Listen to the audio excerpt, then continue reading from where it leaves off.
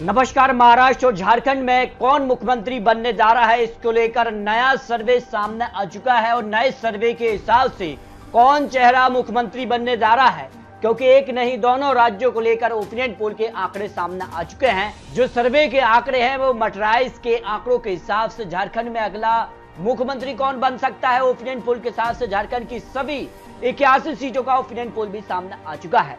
लेकिन झारखंड में अगला पसंदीदा सीएम चेहरा कौन हो सकता है, इसको लेकर जो आकलन यहाँ पर जारी किया है वो मर्चराइज के हिसाब से हेमंत सोरेन यहाँ 30 सीधी लोगों की राय में सीएम बन सकते हैं झारखंड में, जबकि चंपई सोरेन 5 सीधी, बाबूलाल मरांडी यहाँ 44 सीधी और अर्जुन मुंडा 7 फीसदी लोगों की पसंद के तौर पर देखे जा रहे हैं। तो झारखंड को लेकर काफी हलचल है और झारखंड में अगली सरकार किसकी बनने जा रही है ये काफी महत्वपूर्ण हो जाता है। जबकि महाराष्ट्र को लेकर भी जो मर्चराइज के आंकड़े हैं वो चौंकाने वाले आंकड़े सामने आ रहे हैं। अगला मुख्यमंत्री चेहरा कौन हो सकता है, इस पर देखिए महाराष्ट्र में 3 चेहरे सबसे पॉपुलर तौर पर देखे जा रहे हैं। एकनाथ शिंदे जो की वर्तमान मुख्यमंत्री है, 40 सीटों की राय में यहाँ पर जो है सीएम पेश के तौर पर सबसे आगे दिखाई दे रहे हैं। उद्धव ठाकरे 21 सीधी लोगों की राय में सीएम चेहरा दिखाई दे रहे हैं। देवेंद्र फडणवीस जो कि 19 सीधी लोग यहाँ पर जो है मर्चराइज के आंकड़ों के हिसाब से यहाँ पर महाराष्ट्र के सीएम के तौर पर देख रहे हैं। जबकि झारखंड के जो ओपिनियन पोल है उसमें अगर बात की जाए तो भाजपा सरकार की जो गठबंधन वाली सरकार है उस पर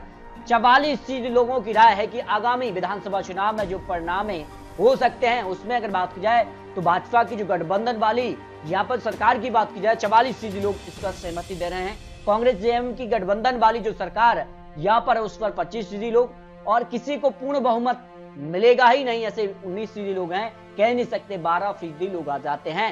यानी झारखंड में जो सरकार बनेगी वो एनडीए गठबंधन या फिर इंडिया गठबंधन, लेकिन गठबंधन में किसे स्पष्ट बहुमत मिलने जा रहा है इसको लेकर भी महत्वपूर्ण आंकड़े सामने आ रहे हैं।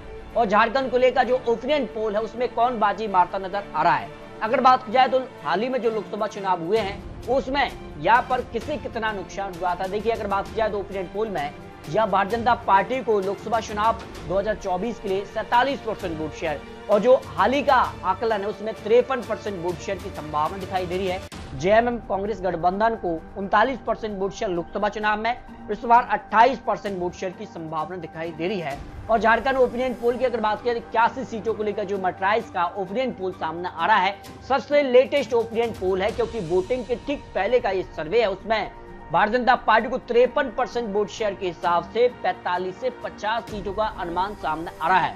कांग्रेस जेएमएम जो गठबंधन है उसको 28% वोट शेयर के साथ 18 से 25 सीट है, और अन्य के पक्ष में 19% वोट शेयर के हिसाब से दूसरे 5 सीट, यानी स्पष्ट बहुमत यहाँ पर जो भारतीय जनता पार्टी एनडीए गठबंधन है वो झारखंड में यहाँ पर सरकार बनाने के पार नजर आ रहा है। यानी झारखंड में बड़ा उलटफेर होने की संभावना दिखाई दे रही है और झारखंड में भारतीय जनता पार्टी की वापसी यहाँ पर होती नजर आ रही है। जो आंकड़े यहाँ पर मर्चराइज ने हाल ही में लेटेस्ट आंकड़े जारी किए हैं, जबकि मर्चराइज ने महाराष्ट्र को लेकर भी ओपिनियन पोल के आंकड़े जारी किए। उसमें अगर देखिए बात की जाए तो यहाँ पर महायुति एनडीए को 47 सीधी वोट शेयर के हिसाब से 145 से लेकर 165 सीटें, जो बहुमत का आंकड़ा महाराष्ट्र में 145 सीटें हैं वो महायुति एनडीए के पक्ष में जाता नजर आ रहा है। यानी जो लोकसभा चुनाव में नुकसान हुआ था उस नुकसान की भरपाई भारतीय जनता पार्टी एनडीए गठबंधन जिसमें एनसीपी, शिवसेना और भारतीय जनता पार्टी है वो यहाँ पर भरपाई करता नजर आ रहा है, क्योंकि लाड़की बहना योजना महाराष्ट्र में लागू हुई है, उसका फायदा महाराष्ट्र में सीधे तौर पर भारतीय जनता पार्टी को देखने को मिल रहा है। जबकि महाविकास आघाड़ी जो लोकसभा चुनाव में एक बड़ी जीत हासिल की थी, लेकिन विधानसभा चुनाव में पिछड़ती नजर आ रही है। 41% वोट शेयर के हिसाब से 106 से लेकर 126 विधानसभा सीटों पर जीत का अनुमान महाविकास आघाड़ी को देखने को मिल रहा है, जो मर्चराइज के सबसे लेटेस्ट और ताजा सर्वे के आंकड़े सामने आ रहे हैं। अन्य के पक्ष में 12% वोट शेयर के हिसाब से 0 से 5 सीटों का अनुमान सामने आ रहा है।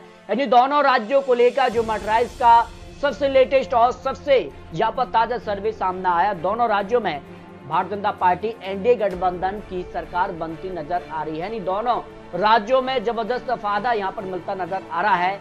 तो लोकसभा चुनाव का नुकसान भारतीय जनता पार्टी को जरूर हुआ था, लेकिन विधानसभा चुनाव में दोनों राज्यों में यहाँ पर भरपाई करती नजर आ रही है। फिर भी आपको बता दें, ये तो चुनावी आंकड़े, चुनावी अनुमान है। झारखंड में जिस कार की हलचल देखने को मिल रही है और महाराष्ट्र में चुनावी बार, जिस कार के पोस्टर बार देखने को मिल रहे हैं, इन सारे आंकड़ों के बाद दोनों राज्यों में किसकी सरकार बनेगी ये तो महाराष्ट्र और झारखंड की जनता तय करेगी। तो दोस्तों, आपको क्या लगता है, अपने रख सकते हैं झारखंड में जेएमएम कांग्रेस क्या बरकरार रहेगी या भारतीय जनता पार्टी यहां वापसी करने जा रही है? क्या महाराष्ट्र में लोकसभा चुनाव के तर्ज के आधार पर कांग्रेस और यहां पर बात की जाए तो एनसीपी, शरद पवार और उद्धव ठाकरे क्या महाराष्ट्र में सरकार बनाने जा रहे हैं, इसको लेकर आप राय रख सकते हैं। मिलते हैं और लेटेस्ट और महत्वपूर्ण विश्लेषण के साथ, तब तक जय हिंद, जय भारत।